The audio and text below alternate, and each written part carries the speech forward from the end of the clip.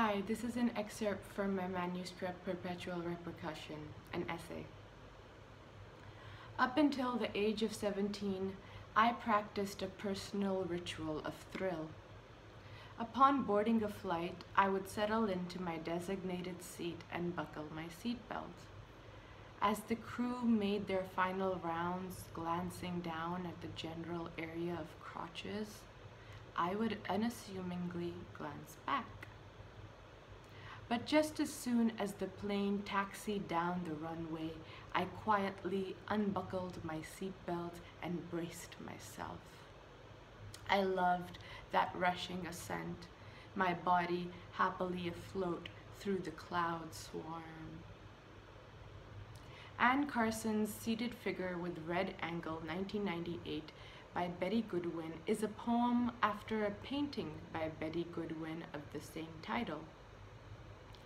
If body is always deep but deepest at its surface, if conditionals are of two kinds, factual and contrafactual, if you're pushing, and then it begins to pull you.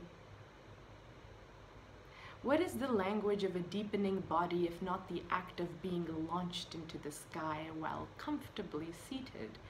If you're pushing, and then it begins to pull you is what my human spoke whenever I hurled her into free, bluing space. If we were to justify this ritual, I could say it issued from a need to feel that I alone could save myself. I like to believe that I was sharpening my own survival instinct, but this, of course, is conjecture. Memory is fallible, and one is only left to theorize oneself.